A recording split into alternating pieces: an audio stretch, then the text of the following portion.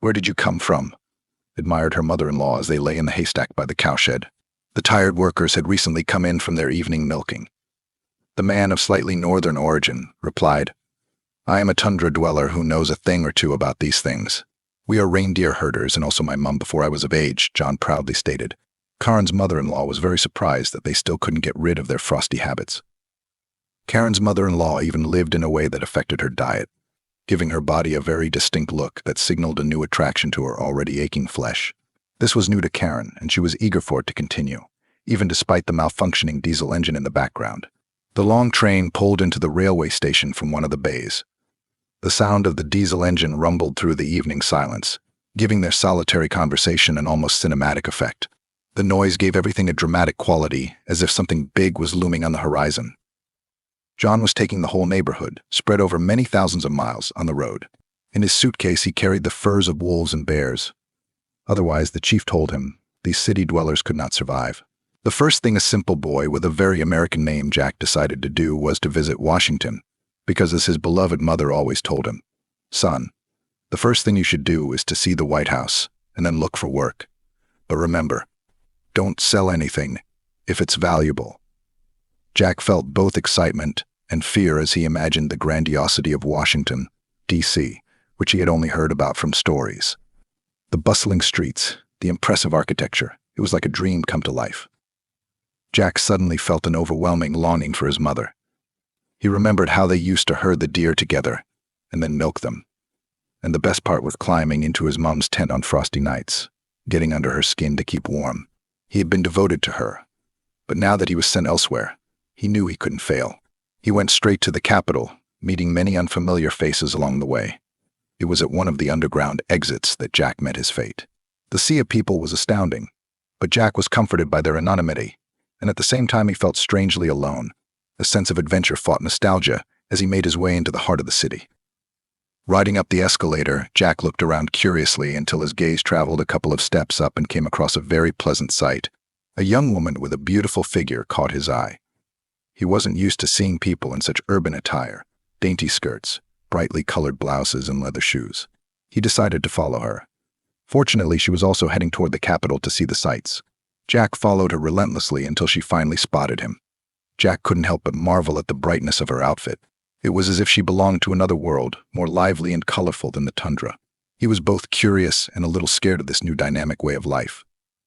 The girl turned out to be very sociable and with a sense of humor. "Why are you following me?" she laughed. "Have you come to greet me?" Jack replied, "No, I'm just admiring a beautiful girl like you, my lovely stranger." It was easy for Jack to switch to this casual tone. Elizabeth, as she introduced herself, was very adventurous. Even though she was from a small village in the Midwest, she enjoyed meeting new people. Without thinking long, Elizabeth suggested that they take a walk together so he could admire her out in the open. They walked all day until night fell, and finally Jack realized he had nowhere to stay.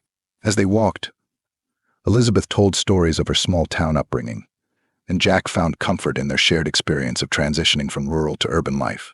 These stories helped him feel less alone, as if he had found a kindred spirit in this bustling city.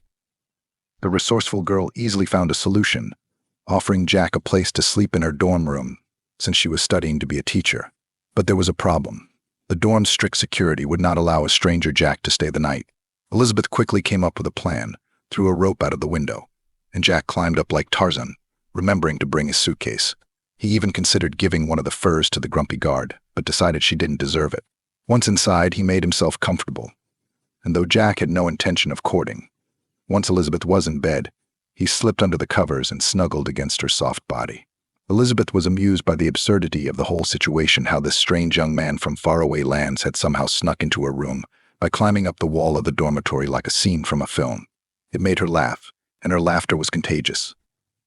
Elizabeth immediately sensed Jack's desire, but instead of stopping him, she felt an unexpected warmth, almost maternal, towards him. Perhaps in every woman Jack saw a reflection of his mother. So they stayed together in the same room for as long as Jack was needed, until he left. They spent days exploring the city and shared moments that were both innocent and full of budding passion. When the day of departure finally came, Elizabeth cried at the train station. She was deeply in love with Jack and didn't want him to leave. That's when Jack proposed a solution. "Why don't you marry me?" he asked. The playful tone hid genuine feelings. Jack really didn't want to part with Elizabeth. He was terrified of the emptiness that would come if he did. Elizabeth already knew when Jack was joking and when he was serious. She realized that he was truly her destiny and there was no way she was going to miss this chance. Without hesitation, they went to her mother, Karen. Karen immediately blessed the marriage, especially after Jack had given her a suitcase full of furs, from which she eagerly planned to make a warm coat to flaunt in the city. The ceremony was simple yet beautiful, small-town charm combined with the sincere love of two people from different worlds. Elizabeth's friends were surprised and envious of her impetuous romance. After they had had enough to eat and Elizabeth had rested, Karen took Jack around her property, proudly showing off her farm. But Jack was not interested in the pigs or the chickens. His eyes were fixed on Karen, especially as she wore a light summer dress with a low neckline that exposed her lush breasts. Jack was fascinated, for her figure reminded him so much of his mother's. He could hardly believe that such a voluptuous figure did not store liters of milk. When it came time to make hay in the barn, Karen invited Jack along, and they worked hard with pitchforks until Jack, stunned, pounced on her like a hungry deer. Karen was both shocked and aroused by his boldness. The moment seemed forbidden, yet strange and natural at the same time, as if they were indulging an instinct as old as time itself. They embraced, surrounded by hay and the smell of the earth, giving themselves over to a primal and intense connection. Karen couldn't let Jack go for 2 hours while Elizabeth slept soundly, dreaming of her own romantic encounters. To her, Jack had become a steadfast and passionate man who would never back down from his convictions. The wedding was planned for the winter, and of course Karen had already prepared a fur coat for her future son-in-law. Jack, as it turned out, knew how to milk, even if he didn't milk cows.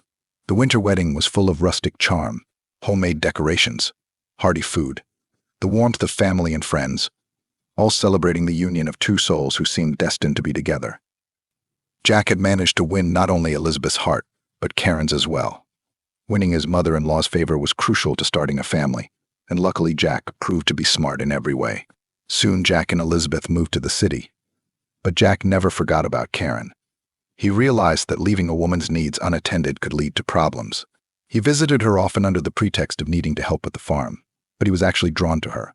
Eventually, Karen and Elizabeth traveled north to meet Jack's family, who welcomed them warmly. The reunion was full of laughter and tears. Jack's family accepted Elizabeth and Karen as family, completing the circle of their unusual but loving family. The tundra was different, but Elizabeth adapted quickly, finding comfort in the simplicity of the place. Karen felt at home too. Her bond with Jack deepened in ways she had never imagined. It was a strange, beautiful balance, a family created by passion, love, and an understanding of each other's deepest needs.